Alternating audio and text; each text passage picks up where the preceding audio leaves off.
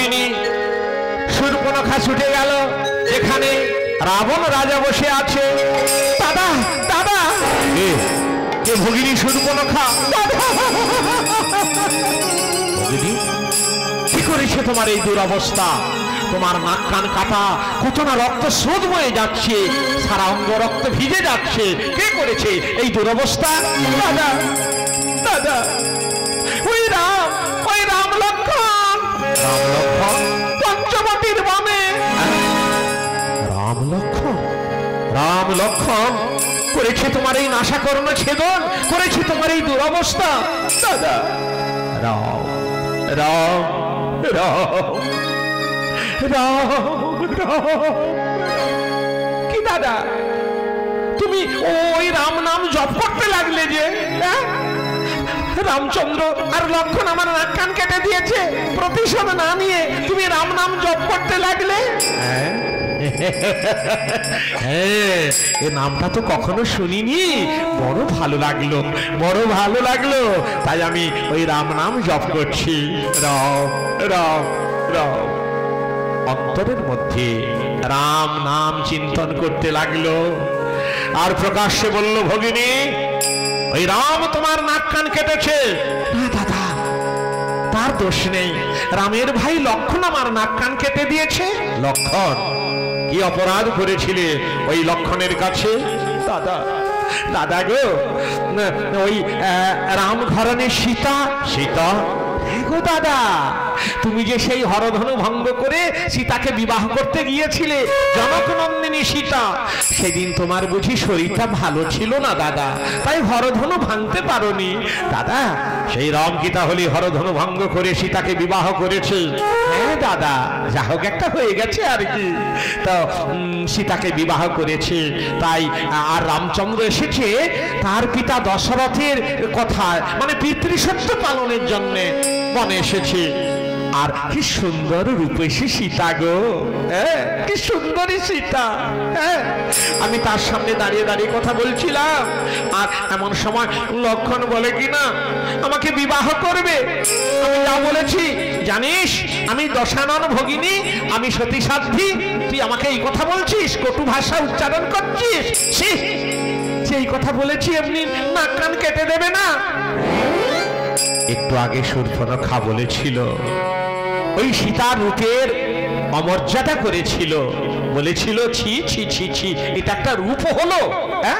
আর এখন রাবণকে বলছি, দাদা কি সুন্দরী সীতা গো, রাম কুৎসিত চেহারা, ওই রামের বামে সীতাকে মানায় না, এই যেন ওই বানরের গলায় মুক্তার মালা। তাই তো আমি বলছিলাম, সীতা যদি তোমার বামে রানী হয়ে বসতো, কি সুন্দর মানাতো দাদা, কি সুন্দর মানাতো। ও দাদা, দাদা গো, তোমার যে 10,000 রানী আছে, উর্বশী, রম্ভা, তিলোত্তমা, 10,000 মহিষী, কিন্তু সীতার করে আঙুলের যোগ্য হবে না, তাই তুমি চুপি চুপি করে সীতাকে চুরি করে আনয়ন করো। আরে,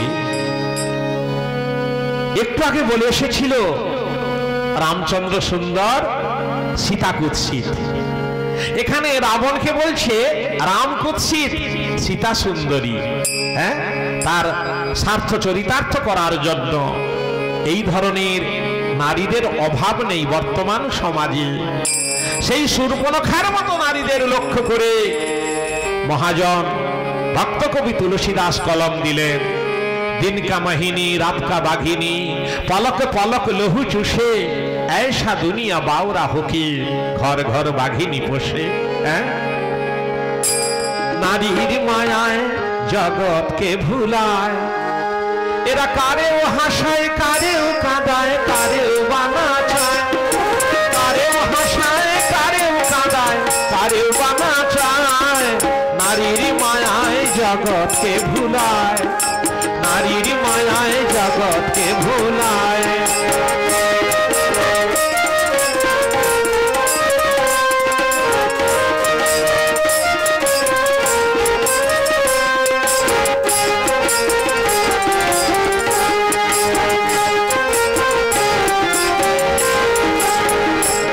आहा शिरेते जार চন্দ্রকলা রাম নামে যে আপন ভোলা শিরিতে যার চন্দ্রকলা রাম নামে যে আপন ভোলা সেই ভোলা বাবা ভুলেছিলেন কুচুনির মায়ায় সেই শিব বাবা ভুলেছিলেন কুচুনির মায়ায় নারীর মায়ায় সবাইকে ভুলায় আহা নারীর মায়ায় জগৎকে ভুলায়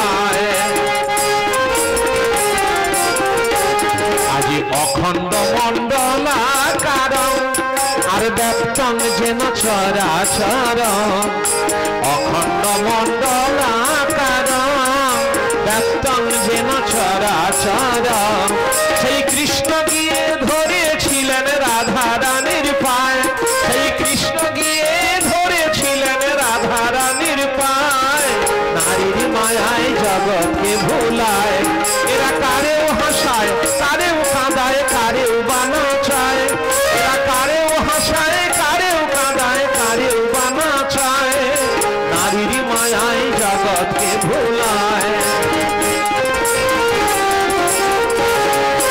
সেই নারী হয় শক্তির আধার সেই নারী হয় ভক্তির আধার যেই নারী হয় শক্তির ভান্ডার সেই নারী হয় ভক্তির আধার আবার সেই নারী পিশাচী হয়ে রক্ত চুষে খায় আবার সেই নারী পিশাচী হয়ে রক্ত চুষে খায় নারীর মায়ায় জগৎকে ভুলায়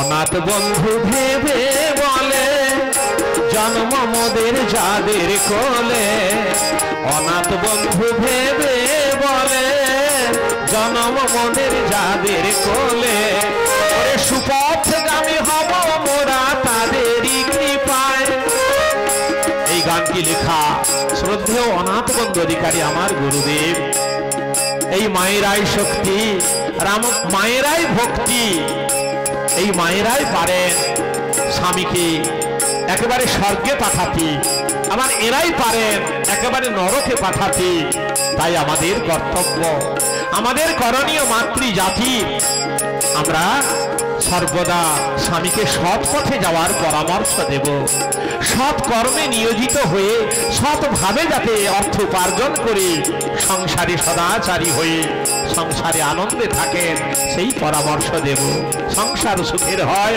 রমণীর গুণে আর গুণবান পতি যদি মিলে তার সনে নারীর মায়ায় জগৎকে ভুলায় নারীর মায়ায় জগৎকে ভুলায় সর্বরক্ষা আমি বুঝতে পেরেছি তাহলে আমাকে ওই রাম লক্ষ্মণের অগোচরে সীতাকে চুরি করে আনতে হবে তাহলে তুমি শান্তি পাবে তো হ্যাঁ দাদা সেই হবে আমার যোগ্য প্রতিফল সেই হবে নাক কান ছেদনের প্রতিশোধ নেওয়া আমি তাই করব প্রতিজ্ঞা নিলাম রাম লক্ষ্মণের অগোচরে সীতাকে হরণ করে নাক কান কাটার প্রতিশোধ নেব যাও বিশ্রামে যাও এই কে আছিস মহারাজ অগ্নি শূর্পণখাকে নিয়ে যা এর সেবা যত্নের ব্যবস্থা কর শূর্পণখা চলে গেল অন্তঃপুরে সেবা যত্ন করবার জন্য বেশ কয়েকজনকে নিয়োগ করা হলো রাবণ রাবণ সর্বদা ভাবছে আমার পারের কান্ডারি এসে গিয়েছে আমি তো অভিশপ্ত জীবন যাপন করছি আমি অভিশপ্ত ছিলাম আমি স্বর্গের দাঁড়ি জয় বিজয় দু ভাই অবাধ্য ঋষিদের অঙ্গে করেছিলাম বেত্রাঘাত ঋষিগণ দিয়েছিলেন অভিশাপ অতর্চ রাক্ষস কুলে লইতে হবে জনম আমি বলেছিলাম প্রভু গো যখন লঘু পাপে গুরুদণ্ড পেতে হলো আমাদের উদ্ধারের জন্য তোমাদেরকেও যেতে হবে তাই স্বয়ং ভগবান শ্রী বিষ্ণু রামরূপ পরিগ্রহ করেছেন এবং তার ঘরণী মা লক্ষ্মীকে নিয়ে এসেছেন স্বয়ং লক্ষ্মী নারায়ণ এসেছেন আমাদের উদ্ধার করবার জন্য। আমি যাব, আমি অবশ্যই আমি ওই পঞ্চবটির বনে গিয়ে মা লক্ষ্মীকে লোকচক্ষে অপহরণ করব। আর লক্ষ্মী ছাড়া না করলে রামচন্দ্র সীতাহারা হয়ে এবন ওবন ঘোরাঘুরি করে তারপর তিনি আসবেন আমার এই লঙ্কা নগরীতে। সীতারূপা তরণীতে আরোহণ করি রামরূপ কাণ্ডারির সাহায্যে আমি অনায়াসে ভবসাগর পার হব। জয় রাম, জয় রাম, জয় রাম। ওরে মূঢ়মা ভাব অকার, ওরে মূঢ়মা ভাব অকার। এসেছে পারের তরি, এসেছে পারের তরি করো আরোহণ। এসেছে পারের তরি করো আরোহণ। ওরে মূঢ়মা ভাব অকার।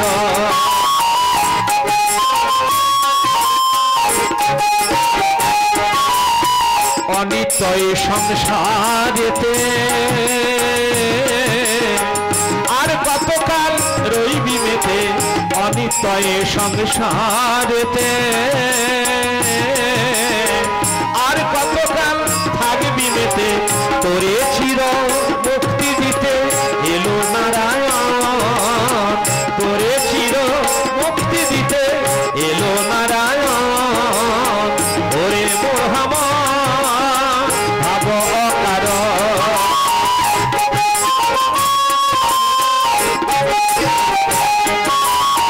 সারথি 70-80 রথ যোগাইল। মুনিপুত্র দশানন রথ আরোহিল। সাগর লঙ্ঘিয়া চলে রথ উপর গগনে। উপনীত হইল 80 পঞ্চবটী বনে। ওরে মূঢ়মা ভাব অকার।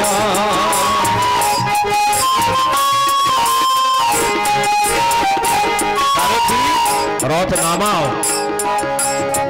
পঞ্চবটির বনে রথ নামিয়ে নিয়ে এলো। আর রথ থেকে নেমে গেল সেই রাজা দশানন। সবার লক্ষ্যে অতীব গোপনে সেই পঞ্চবটির বন দর্শন করছে। কি দেখছে? স্থানে স্থানে গুল্মলতা। আহা, স্থানে স্থানে গুল্মলতা নমিছে বনিতে। লুটায় ভূমিতে পুষ্প ভরা বৃক্ষ শোভে গোদাবরী তীরে। পুষ্প ভরা বৃক্ষ শোভে গোদাবরী তীরে। ওরে মূঢ়মা ভাব অকার।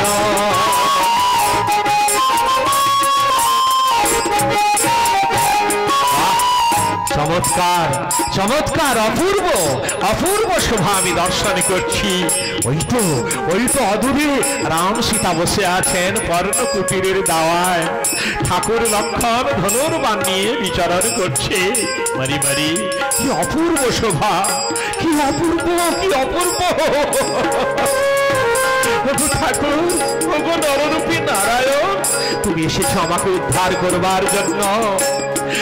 আমাকে আমাকে এই রাক্ষসকুল থেকে উদ্ধার করবার জন্য। আমি অত্যাচারের চরম সীমায় উঠেছি, তাই ঋষিগণ কাতর আহ্বান করছে, হে প্রভু, রাবণের অত্যাচারে উৎপীড়িত তুমি আমাদের রক্ষা করো। তাই তুমি এসেছো। প্রণাম, প্রণাম। সীতারামে প্রণাম করে দশানন মনে। সীতারামে প্রণাম করে দশানন মনে। কতদিনে যাব আমি বৈকুণ্ঠ ভবনে। ওরে মূঢ়মা, ওরে মূঢ়মা ভাব অকার। পারের তরি এসেছে, পারের তরি করো আরোহণ। এসেছে পারের তরি করো আরোহণ। ওরে মূঢ়মা ভাব অকার। ওরে মূঢ়মা ভাব অবয়কার। কি সুন্দর! কিছুক্ষণ পরেই আমি যুগল ভঙ্গ করব। ঠাকুর, এটা আমাকে করতেই হবে। ঠাকুর, তুমি বলেছ যদি পূজা অর্চনা করে পেতে হয় জন্ম জন্ম কেটে যাবে, পাবে না। যদি তুমি শত্রু ভাবে পেতে চাও প্রতি জন্মে তুমি আমাকে লাভ করবে।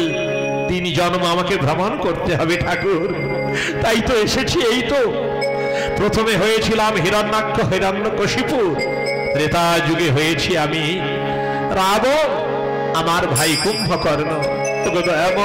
আমাদের মুক্তি পেতেই হবে। আমি সীতারূপা তরণী আরোহণ করে রামরূপ কান্ডারির সাহায্যে ভবসাগর পার হব, রাক্ষসকুল থেকে মুক্তি লাভ করব। আর কিছুক্ষণ পরে করব আমি যুগল ভঙ্গ। এখন লহ অধমের ভক্তিপূর্ণ প্রণাম। রাবণ অলক্ষ্য থেকে সীতারামের যুগলকে মনে মনে ভক্তিযুক্ত প্রণাম নিবেদন করছে। জয় রাম, জয় রাম, জয় রাম। জয় রামের কুমার সুন্দর হে, তুমি বিষ্ণু প্রজাপতি শঙ্কর হে। জয় রামের কুমার সুন্দর হে, তুমি বিষ্ণু প্রজাপতি শঙ্কর হে। বেদ মুখর তব গুণগানে, বেদ মুখর তব গুণগানে, প্রণাম জানাই তব শ্রী চরণে, প্রণাম জানাই তব শ্রী চরণে। জয় রামের কুমার সুন্দর হে, তুমি বিষ্ণু প্রজাপতি শঙ্কর হে। তুমি আদি অনাদি অনন্ত ভূধার, ত্রিভুবন তারণ করুণায়কর। তুমি আদি অনাদি অনন্ত ভূধার, ত্রিভুবন তারণ করুণাসাগর। তুমি অতি গুণাতীত ভক্ত ভনে, তুমি অতি গুণাতীত ভক্ত ভনে। প্রণাম জানাই তব শ্রী চরণে, প্রণাম জানাই তব শ্রী চরণে। জয় রামের কুমার সুন্দর হে, তুমি বিষ্ণু প্রজাপতি শঙ্কর হে। জয় সীতারাম, জয় জয় সীতারাম, জয় সীতারাম, জয় জয় নারায়ণ। জয় লক্ষ্মী নারায়ণ, জয় সীতারাম, জয় লক্ষ্মী নারায়ণ, জয় সীতারাম। জয় লক্ষ্মী নারায়ণ, জয় সীতারাম। জয় রাম শ্রী রাম, জয় সীতারাম, জয় সীতারাম, জয় জয় নারায়ণ।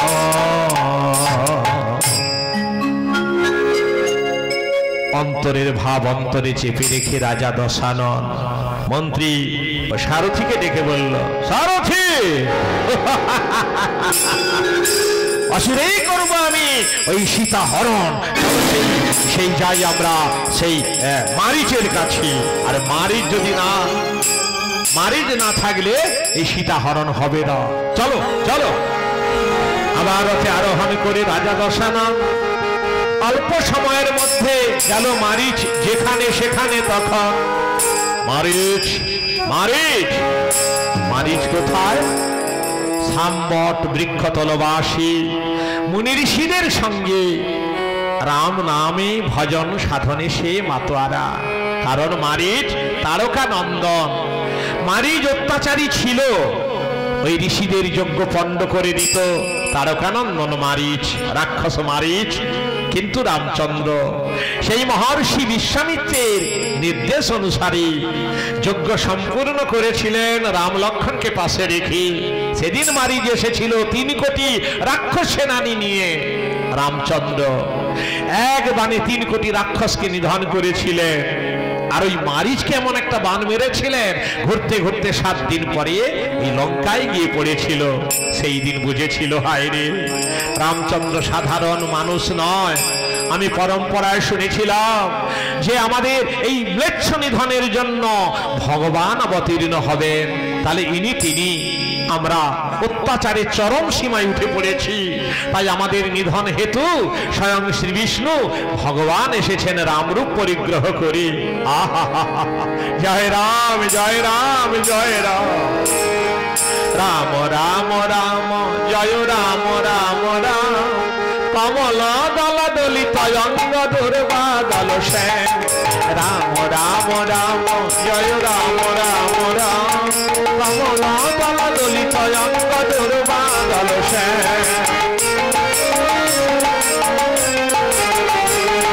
শান্ত সুধীর গতি মন্থর হাস্যয় আধর রাম, শান্ত সুধীর গতি মন্থর হাস্যয় আধর রাম, কান্তি উজ্জ্বল মুনি মনোহর সুন্দর সুখা, কান্তি উজ্জ্বল মুনি মনোহর সুন্দর সুখা, রাম রাম রাম জয় রাম রাম রাম, কমল দল দলিত অঙ্গ দুর্বা দল শ্যাম, রাম রাম রাম জয় রাম রাম রাম, রাম রাম রাম জয় রাম রাম রাম।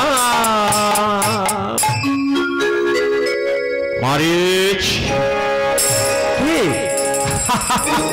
রাবণ, রাবণ এসেছিস? মারিচ, ও মামা, মামা মারিচ, তুমি এখানে বসে বসে কি করছো?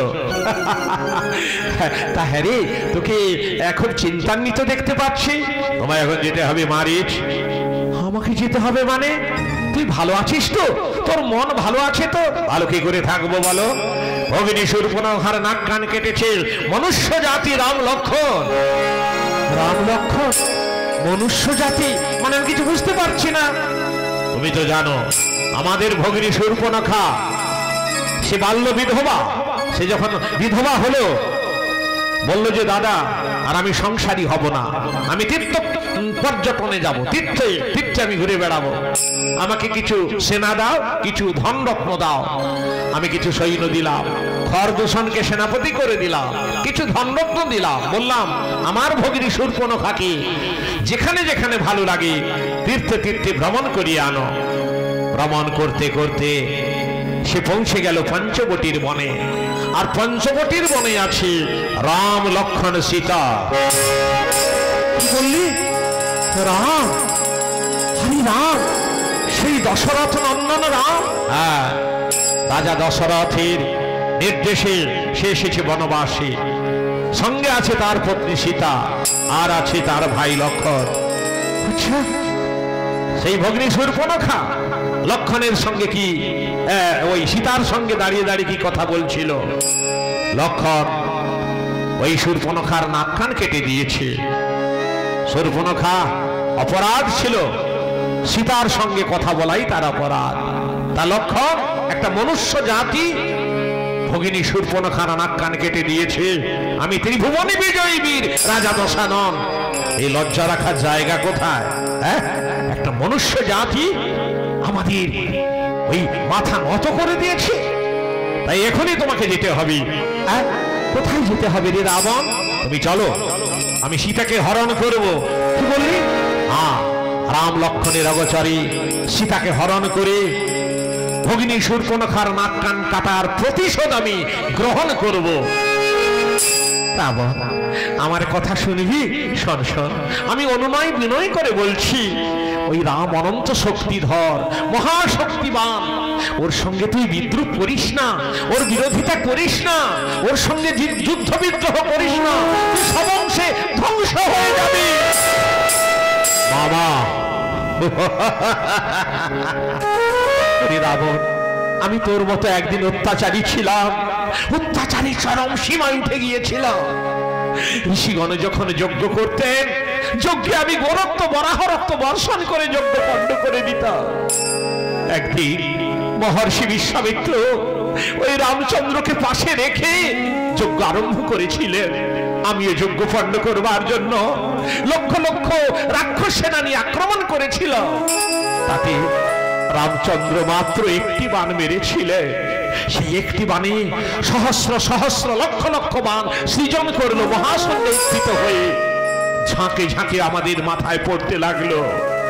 যত সৈন্য ভূসজ্জায় শায়িত হয়ে গেল।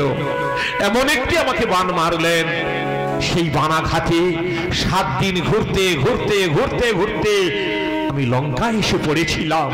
সেই দিন বুঝেছিলাম রামচন্দ্র সাধারণ নন, উনি নররূপী নারায়ণ, অনন্ত শক্তিধর। তাই আমি বলছি রামের সঙ্গে এই দুর্ব্যবহার করবি না, রাম ঘরণী সীতাকে অপহরণ করবি না, তুই সমংশে ধ্বংস হয়ে যাবি।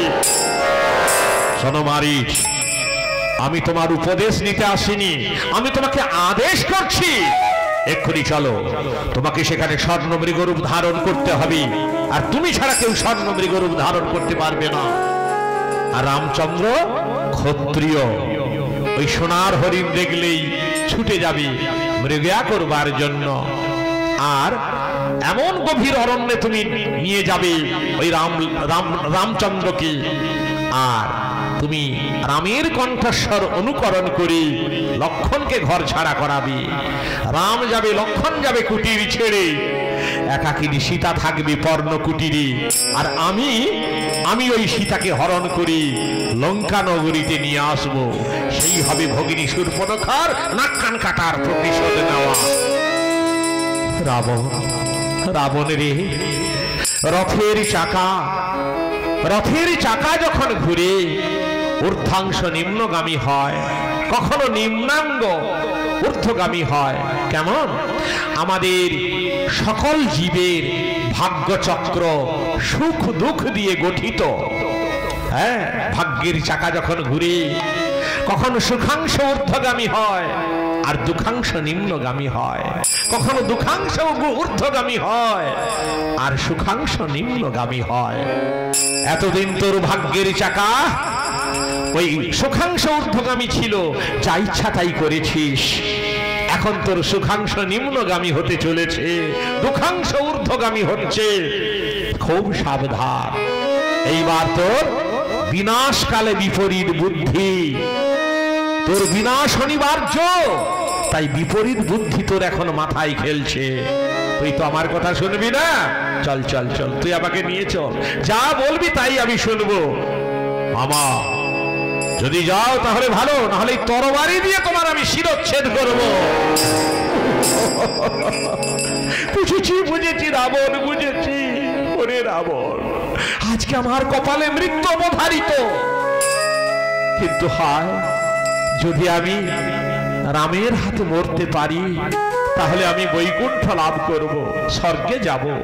কিন্তু এই কুয়াচারী, অনাচারী, ব্যভিচারী রাবণের হাতে যদি আমার মৃত্যু হয়, আমাকে নরকে যেতে হবে। চল রাবণ, আজকে যখন মৃত্যুই আমার কপালে অবধারিত, তুই আমাকে যা বলবি আমি তাই করব। চল চল।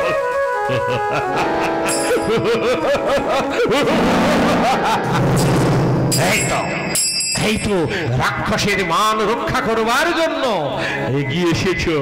বীর পুত্র বীর বলে তোমাকে আলিঙ্গন করতে ইচ্ছে করছি। চলো, রথে ওঠো। মারীচকে রথে তুলে নিল রাবণ, চলল সেই পঞ্চবটির বান অভিমুখে, যেখানে রাম লক্ষ্মণ সীতা। গাছের আড়ালে রথ নামালো, মারীচকে ডেকে বলছে, মারীচ, ওই দেখো, ওই যে পর্ণকুটির দাওয়ায় বসে আছে দুজন যুগলে রাম সীতা। আর ওই যে ঘোরাঘুরি করছে ওদের রামের ভাই লক্ষ্মণ। এদিকে মা সীতা নিত্য নিত্য যেমন ফুল তুলে মালা গাঁথে রামের গলায় পরায়, তদ্রূপ রামের গলায় মালা পরাচ্ছে।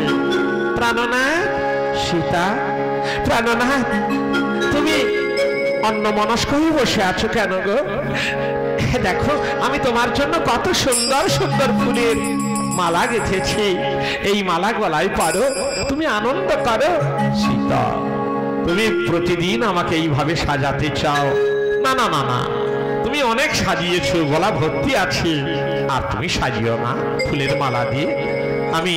আমি আর এই ফুলের মালার ভার সইতে পারছি না, তুমি শান্ত হও সীতা। এদিকে রাবণ বলছে, মারীচ, ওই দেখো মারীচ, হ্যাঁ, তুমি এই রামকে বলছো অনন্ত শক্তিধর, ভগবান সীতার দেওয়া কয়েকটা মালার ভার রামচন্দ্র বহন করতে অক্ষম, আর এই রামচন্দ্র নাকি বড় ব্রহ্মাণ্ডের অধীশ্বর। রামচন্দ্র ভগবান নয়, সাধারণ মানুষ, নগণ্য মানুষ। রাজকার্যের অযোগ্য দেখে তার পিতা দশরথ তাকে দূর করে বনে তাড়িয়ে দিয়েছি, আর তোমরা সকলে বলো রাম ভগবান ভগবান। প্রাণনাথ, সীতা, না না না, ও কথা বলো না। বেশ, তুমি আরো আমাকে যেমন ভাবে খুশি সাজাও। এসো প্রভু। মম সযতনে সুকমল করে গাথা মালিকা, ধারো ধারো ধারো প্রভু পরহে। সযতনে সুকমল করে গাথা মালিকা, ধারো ধারো ধারো প্রভু পরহে। জীবনের সব আশা প্রীতি সুখ ভালোবাসা, জীবনের সব আশা প্রীতি সুখ ভালোবাসা, তোমারে সপেছি রঘুবর হে। সযতনে সুকমল করে গাথা মালিকা, ধারো ধারো পর প্রভু পর হে।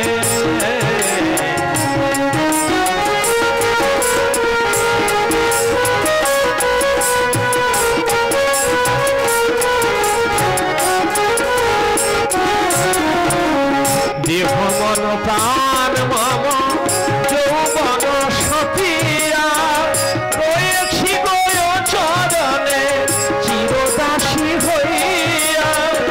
দেহ মন প্রাণ মম যৌবন সপিয়া,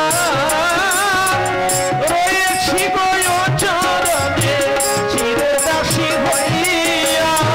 তব সুখে সুখিনী, তব দুঃখে দুঃখিনী, তব সুখে সুখিনী, তব দুঃখে দুঃখিনী, তব ভাবে রয়েছি বিভোর হে।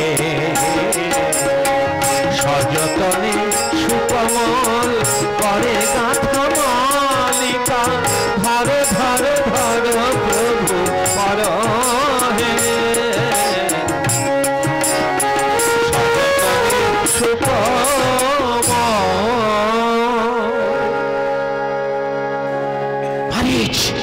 মারিচ, আর বিলম্ব করো না। এইবার তুমি ওই রামচন্দ্র বসে আছেন ওই যে পর্ণকুটির দাওয়ায়, তারই অদূরে কাষ্ঠমল্লিকার ফুলের বন আছে, ওখানে তুমি সোনার হরিণ রূপ ধারণ করে বিচরণ করো।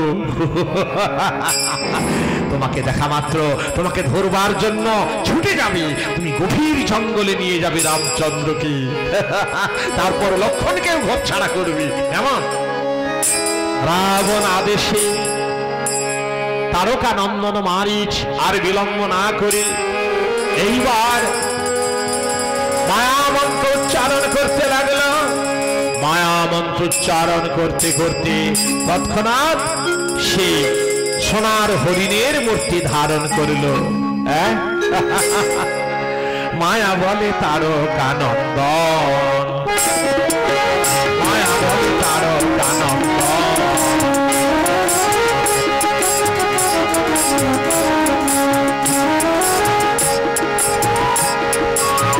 সঙ্গে সঙ্গে হইল তখন মায়া বলে তারকা নন্দন। মায়াতে হইল তখন সোনার হরিণ হইল তখন মারিচ তারকা নন্দন। মায়া বলে তারকা নন্দন, মায়া বলে তারকা নন্দন।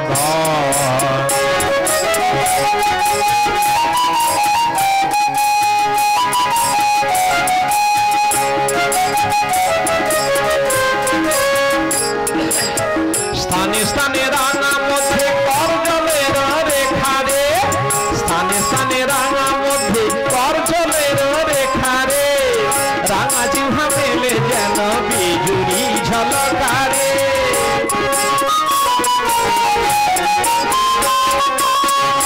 ডানা মধ্যে মেলে যেন বিজুরি ঝলকারে, রাঙা জিহ্বা মেলে যেন বিজুরি ঝলকারে, বিধাতা তাহারে যেন, বিধাতা তাহারে যেন করেছে গঠন, মায়া বলে তার কারণ। হরিণের মূর্তি ধরে আনন্দে হইল মগন, হরিণের মূর্তি ধরে যেন গো সোনার বরণ, যেন গো সোনার বরণ, মায়া বলে তার কারণ, মায়া বলে তার কানন্দ।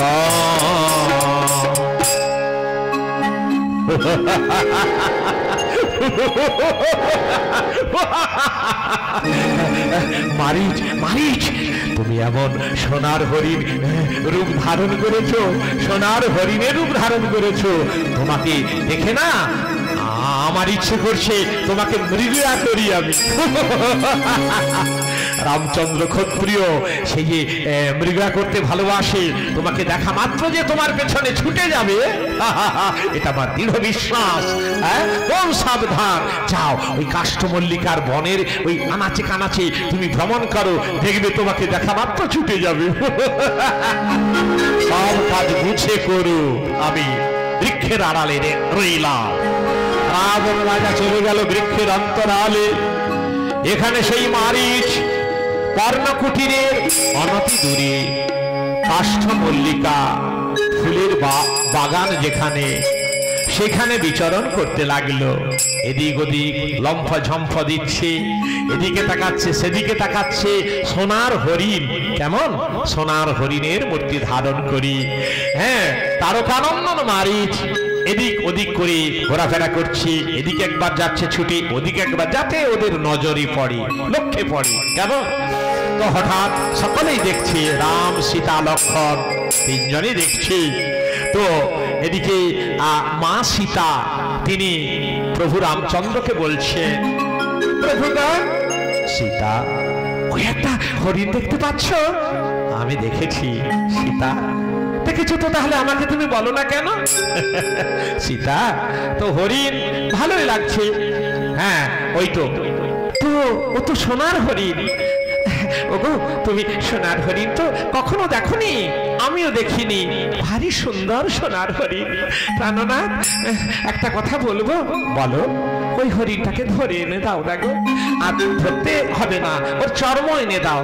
ওই চর্ম এত সুন্দর, ওই সোনার বর্ণ, ওই চর্মতে আমরা বিছিয়ে দুজনে বসবো এই পর্ণকুটিরে। যাও যাও না, যাও ওই চর্ম ও নিয়ে এসো।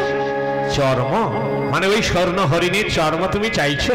হ্যাঁ, তো চর্ম নিতে গেলে ওকে তো মেরে ফেলতে হবে। এত সুন্দর হরিণটি, একে কি মারা চলে?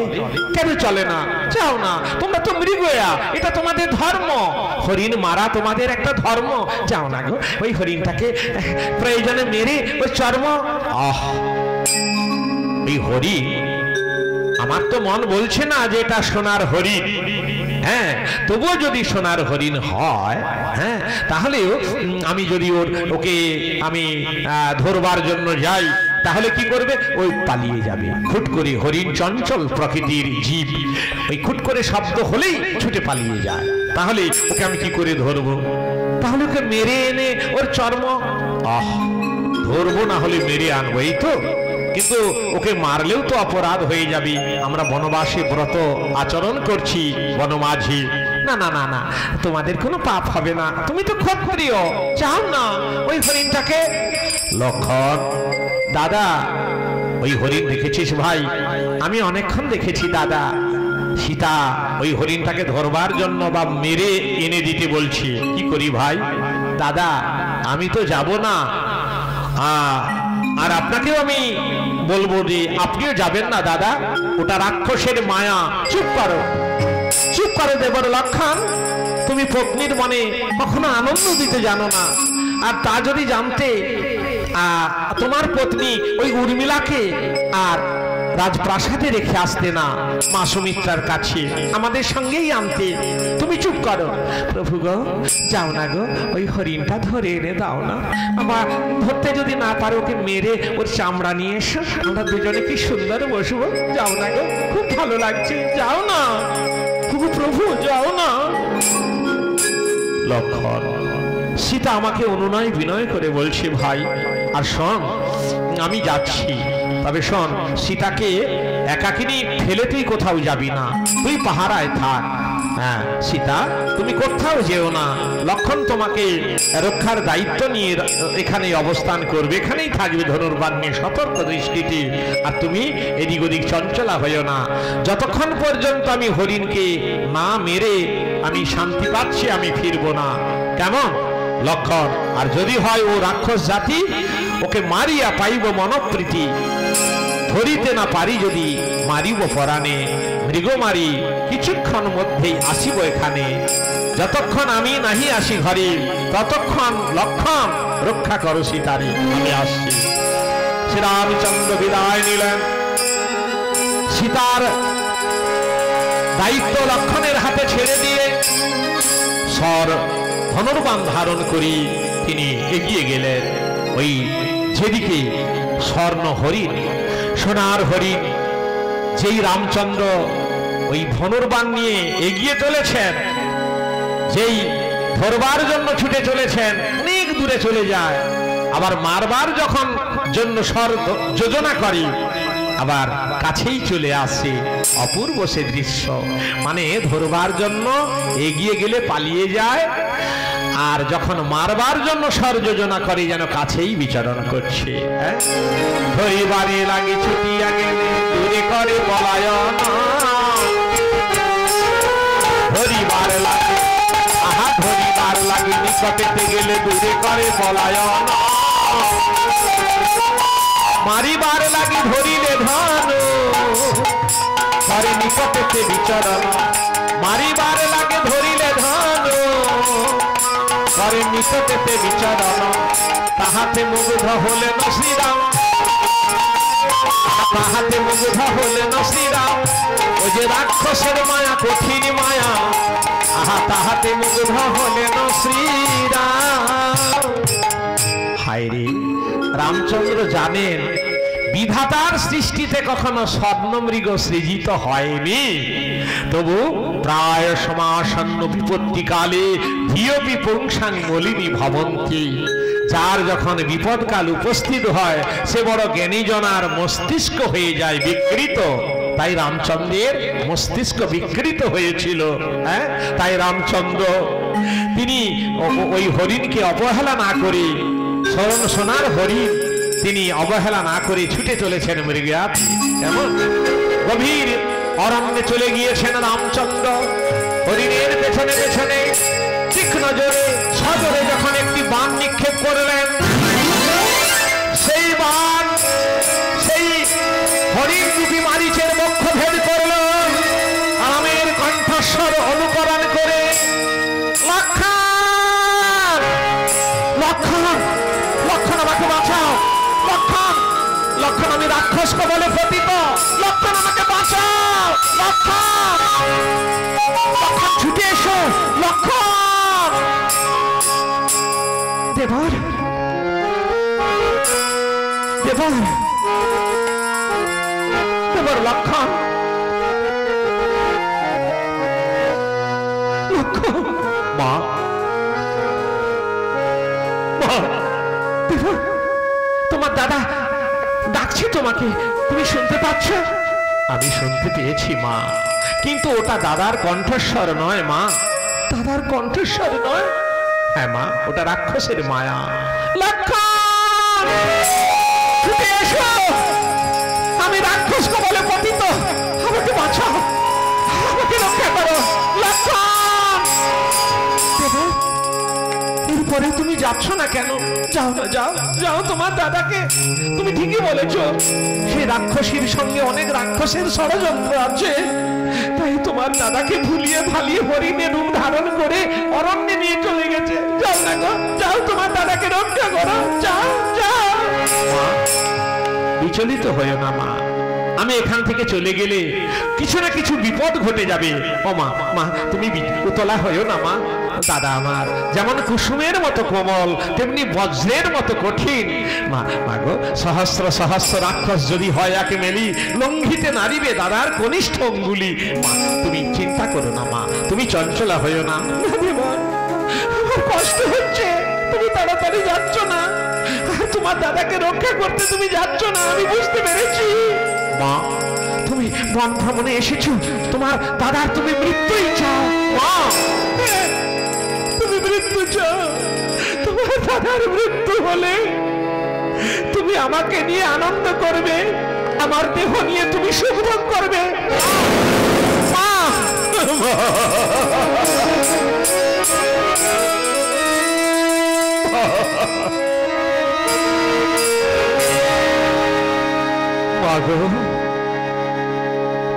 গর্ভধারিণী মা সুমিত্রার সেবা, তার চরণ পূজা ছেড়ে দিয়ে আমি তোমাদের সঙ্গে এসেছি মন ভ্রমণে, তোমাদের যুগল চরণ সেবা করব বলে। মা তুমি আমার জননী সমতুল্য, তোমার মুখে এই ভাষা উচ্চারিত হলো।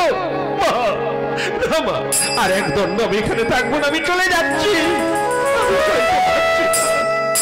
তবে মা আমি একটা কথা বলে যাই, শতবার আমি অনুরোধ করছি, আমি একটা গণ্ডি দিয়ে যাব এই কুটিরের চতুর্পার্শ্বে, তুমি গণ্ডি অতিক্রম করো না মা, গণ্ডি অতিক্রম করো না।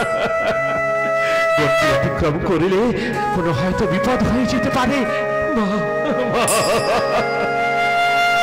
যতক্ষণ আমি দাদাকে নিয়ে ফিরে না আসছি ততক্ষণ তুমি গণ্ডির মধ্যে থাকো, গণ্ডি অতিক্রম করো না। লক্ষণ ঠাকুর তুম থেকে একটি বান নিলেন, গণ্ডি দিয়ে বেরিলেন লক্ষণ সেই কুটিরের মধ্যে, সেই গড়ের ভেতরে প্রবেশ করিবে হেন সাধ্যকার। লক্ষণ সেই কুটিরের চতুর্পার্শ্বে গণ্ডি দিয়ে দিলেন বানের দ্বারায়, আর বনের পশু পাখিদের দেখে বলছেন বৃক্ষলতা, ওরে বনের পশু পাখি, ওরে বৃক্ষ তরুলতা, তোমরা সবাই দেখো আমার মায়ের যেন কোনো বিপদ না হয়, তোমরা সকলে মাকে রক্ষা করো। দাও পদধূলি, পদধূলি দাও মা, পদধূলি দাও। বিদায় বিদায়। লক্ষণ মাতৃপদধূলি মাথায় নিয়ে এইবার ধনুর্বাণ নিয়ে ধীরে ধীরে ধীরে ধীরে প্রস্থান করলেন। আর যেখানে রামচন্দ্র ওই রাক্ষসকে বিনাশ করে ফিরে আসছেন ঊর্ধ্বশ্বাসে ছুটে, আর এদিকে লক্ষণ ছুটে চলেছে সেই রামের ডাক যেখান থেকে ভেসে আসছে। এইভাবে রাম লক্ষণ কুটির ছাড়া, আর এদিকে রাবণ রাজা বৃক্ষের আড়ালে লুকিয়েছিলেন। এদিকে রাবণের সিদ্ধ অভিলাষ, ধীরে ধীরে রাবণ রাজা চলে সীতার পাশ।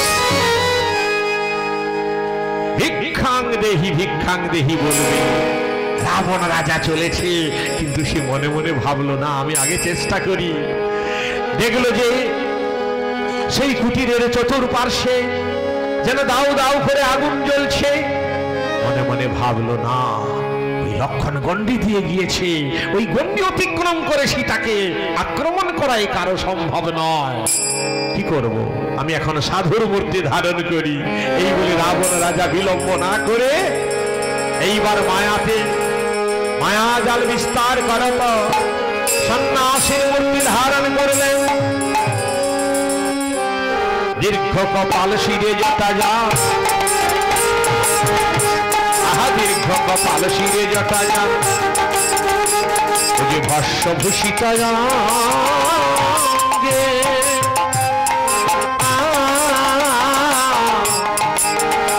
আহা ভস্য ভূষিত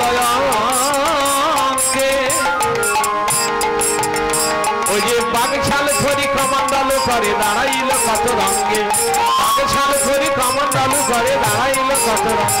আহা কত দিনের সিদ্ধ ঋষি, কত দিনের সিদ্ধ ঋষি, তারে যে দেখিবে সেই বলিবে কত দিনের সিদ্ধ ঋষি। রাবণ রাজা মায়াতে সন্ন্যাসীর মূর্তি ধারণ করে, ভিক্ষুক সন্ন্যাসীর মূর্তি ধারণ করে এইবার ধীরে ধীরে চলল। ভিক্ষাং দেহি, ভিক্ষাং দেহি, ভিক্ষাং দেহি। কি সন্ন্যাসী, আসুন আসুন আসুন। কে তুমি সুন্দরী? আমি হলাম রাজাধিরাজ দশরথের পুত্র রামঘরণী, আমার নাম সীতা, আমি জনক নন্দিনী। উত্তম, খুবই ভালো। ভিক্ষাং দেহি, এখন আমি ভিক্ষা চাই, ভিক্ষা দাও, আমি চলে যাই। ভিক্ষা চাইছেন? আমার ঘরে তো এখন কিছু নেই। আমার স্বামী দেবর আসুক, সাধু দেখলে বড় তারা ভালো পাবে, ভালো লাগে তাদের। সাধু দর্শন করা মাত্র তারা সাধুকে অবশ্যই পূজা করবে সাধু জ্ঞানে। একটু অপেক্ষা করুন সাধু বাবা, আপনি একটু অপেক্ষা করুন। আমার স্বামী, আমার দেবর অবশ্যই এসে পড়বে। একটু অপেক্ষা করুন, একটু অপেক্ষা করুন, একটু অপেক্ষা করুন।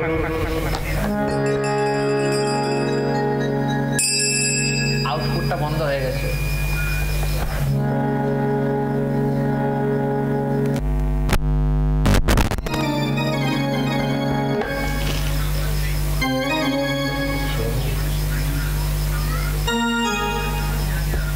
হরে কৃষ্ণ।